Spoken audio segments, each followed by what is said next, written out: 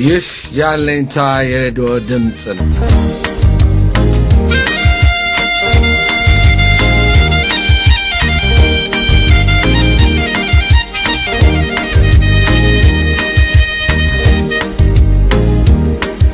የአለኝታ ሬዲዮ በኢሳቅ ድረስ በጎ አድራጎት ድርጅት የሚዘጋጀው የአማርኛ ፕሮግራም ዘወትር ቅዳሜ ከሰዓት በኋላ በኤም 900 አየር ሞገድ ከ9 ሰዓት እስከ 9 ሰዓት ተኩል ድረስ በሎስ አንጀለስና በአካባቢው ለሚኖሩ ኢትዮጵያውያን ህብረተሰብ የሚያስተላልፈው ዝግጅት እዚህ ላይ ይጀምራል።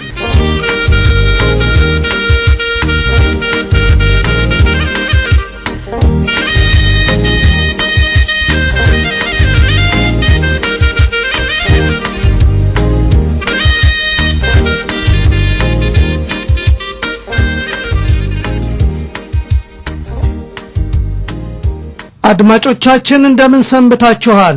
የዕለቱን ፕሮግራም የማቀርብላችሁ ኖህ ገብረ እግዚአብሔር ነኝ። የዕለቱ ፕሮግራም በመጀመሪያ ዜና፣ በመቀጠልም ከነዋሚ ድርጅት ጋር ቃለ ምልልስ በእንግሊዘኛ ይዘንላችሁ ቀርበናል። በመጀመሪያ አርዕስተ ዜና፣ የሎስ አንጀለስ የከንቲባነት ውድድር እንደቀጠለ ነው። በቦስተን በተደረገው የ117ኛው የሩጫ ውድድር ኢትዮጵያዊ ሯጭ አሸናፊ ሆነ። ከዚህ ቀጥሎ ዜናውን በዝርዝር እናቀርባለን። በግንቦት 21 ቀን አሸናፊው የሚለይለት በሎስ አንጀለስ ከተማ የከንቲባነት ምርጫ ውድድር እንደቀጠለ ነው። በሚስተር ኤሪክ ጋርሴቲና ባቻቸው በዊንዲ ክሩል መካከል ፉክክሩ ተጧጡፏል። ባለፈው ሳምንት ሚስተር ኤሪክ ጋርሴቲ በአለኝታ ሬዲዮ ቀርበው እንደነበረ ይታወሳል። ሚስተር ኤሪክ የኢትዮጵያውያንን ባህልና አገር እንደሚያውቁ ገልጸው ኢትዮጵያውያን በሎስ አንጀለስ በተለያየ ዘርፍ ውስጥ እንዲሳተፉ በዝርዝር ገልጸዋል። በሚቀጥለው ሳምንት ሚስተር ኤሪክ ጋርሴቲ ጋር ለውድድር ከቀረቡት ከዊንዲ ክሩል ጋር ያደረግነው ውይይት ይዘንላችሁ እንቀርባለን።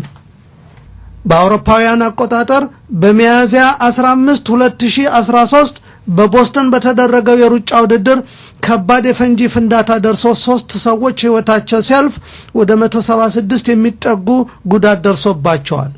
የኢሳቅ ድረስ ድርጅትም ሆነ ኢትዮጵያውያን ሁሉ ሐዘንም ሆነ ጉዳት ለደረሰባቸው ሰዎችና ቤተሰቦች የተለመደውን ድጋፍና ጸሎት እንዲያደርግ የድርጅቱ ዋና ስራ አስኪያጅ አቶ አሰፋ አሳስበዋል።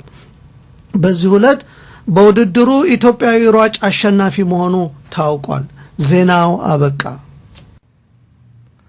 ማስታወቂያ፣ በኢሳቅ ድረስ የበጎ አድራጎት ድርጅት ውስጥ የሚሰጡ የነጻ ትምህርቶች ሰኞ ሲፒአር፣ ከሰኞ እስከ ዓርብ ኮምፒውተር፣ ማክሰኞ ዙምባ ኤክሰርሳይዝ፣ ማክሰኞና ሐሙስ እንግሊዘኛ፣ ሐሙስ የልብስ ስፌት።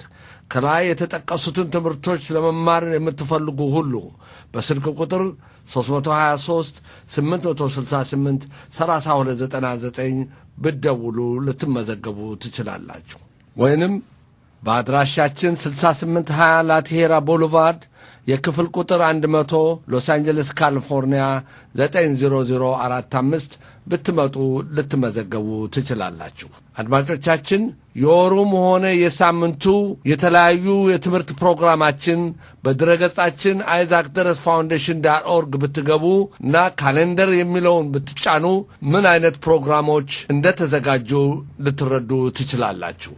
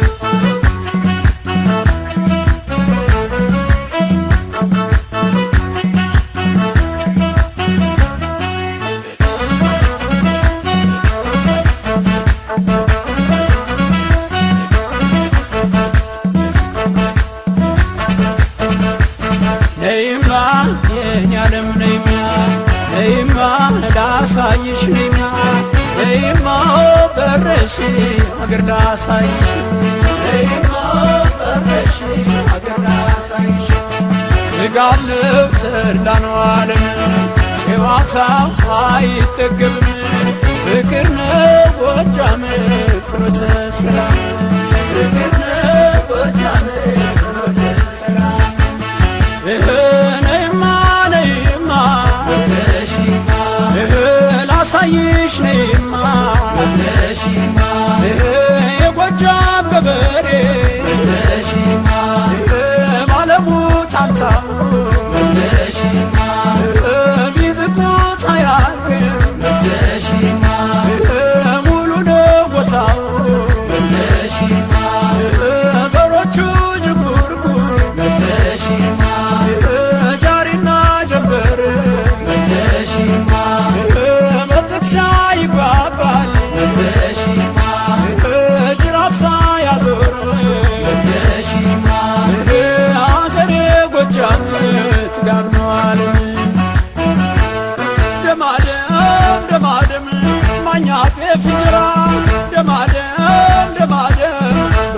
አንሰት የራሱ ደማደም ደማደም ጎጃም ገብታውጣም ደማደም እሱን የቀመሰ አንገቱን ያራስ የኔ ጎመለል የኔ ጎመለል የኔ ጎመለል የኔ ጎመለል ይባሶሊበል ጨሞጋ በራኔ ወጀ ሳቷታው ጠማኝ እንደውና ማንኤል ደመጣን ወረስለት ቋሪትን የወንዶች መከያን አረንዛው ዳሞት ቸና ግምደወይን ግርማናና ደሳን ፍቅር ሳቷታው አለኛ ለደሳ የኔ ጎመለል የኔ ጎመለል የኔ ጎመለል የኔ ጎመለል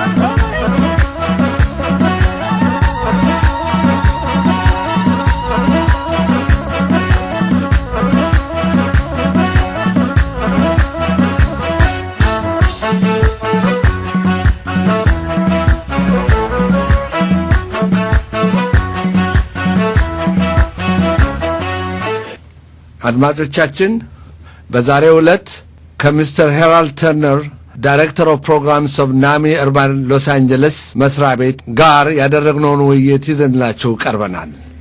ሚስተር ሄራልድ ተርነር ለ35 ዓመት በኢንፎርሜሽን ቴክኖሎጂ ለወልስ ፋርጎ፣ ለአምዶል ኮርፖሬሽን፣ ለካንድል ኮርፖሬሽን፣ ለካይዘር ፐርማነንቴ ያገለገሉ ሰው ናቸው።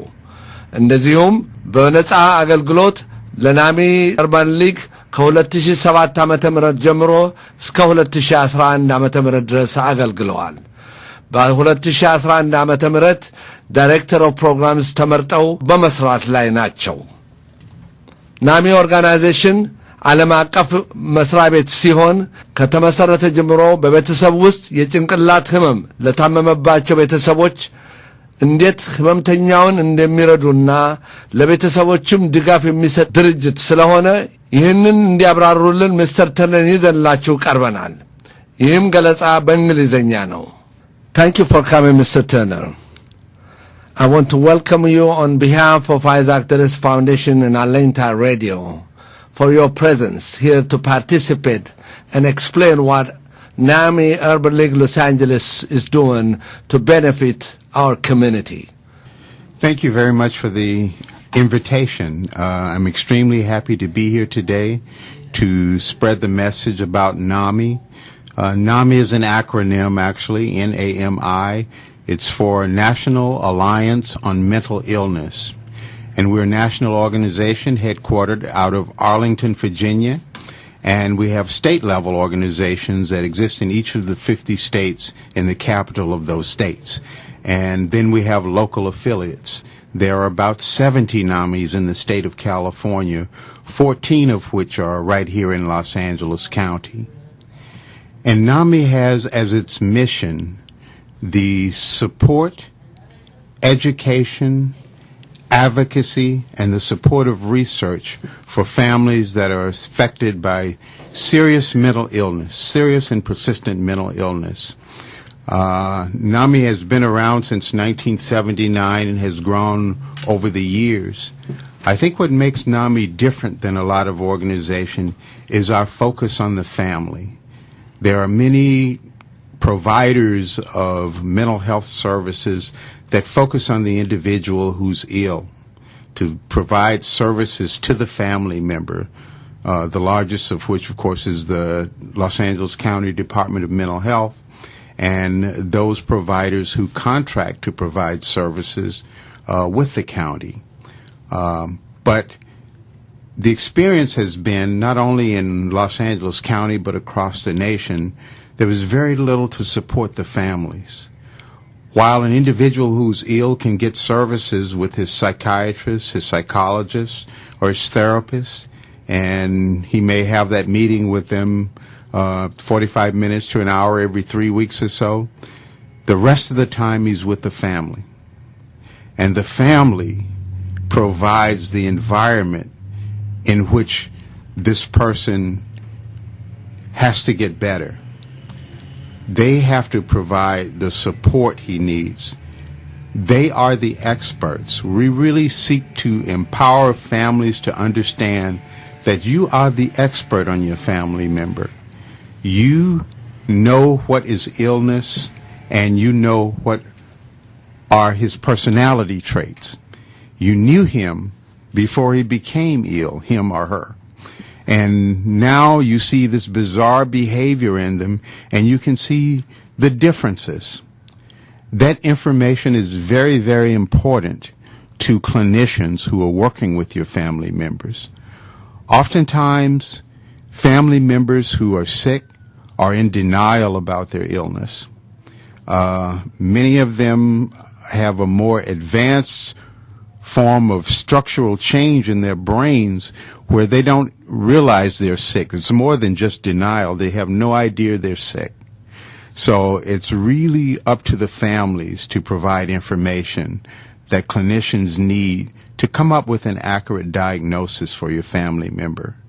So what NAMI purports to raise the awareness of the importance of the family in recovery to people who suffer from brain disorders. That healthcare providers would be well served to include the family as part of that treatment team.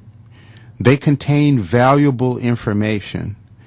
These diagnoses that go along with evaluating people who are ill are based on the observation of the clinician, his personal observations, as well as on reports from the patient about how they're feeling or how they're perceiving things. And clearly, since they're in denial many times or confused about exactly what's going on with them, the information they provide needs to be corroborated. And the best people to corroborate that with are the family members. The family members can help toward getting an accurate diagnosis. 50% of people who have a brain disorder are misdiagnosed from the beginning. Many will labor for years under a misdiagnosis. And this is very important because if you get a misdiagnosis, you get misprescribed medications. Misprescribed medications are ineffective. And not only are they ineffective, but they also have side effects. And those side effects are hard for a person to bear in many cases. So it doesn't predispose the person to taking future medications if they get no benefit from the medication. You know? So again, this is where the family can step in. The family, we teach our families to journal behavior, journal medications, journal responses to medications, journal whether or not you thought a medication was effective, journal things that you think may trigger a psychotic episode with your family member, and then be able to report these things. The journaling is particularly important when you have a family member who's over the age of 18, when by law they own their medical data. The doctors cannot share this with family members unless the person who's being treated agrees to have that information shared by signing an information release form. This is very frustrating for a lot of families, but we teach them that the law does not prevent the doctors from listening. It prevents them from telling you anything, but if you've journaled and you've kept a record, you know where they've been, what medications they've taken previously, whether or not you thought they were effective, that you take that journal. If your relative is being treated in a new place or a new healthcare provider, you take it to Kinko's, you photocopy it, you send it registered mail, and they have that information. They have a history. And don't just have to rely on the word of the ill person reporting to them, you know, who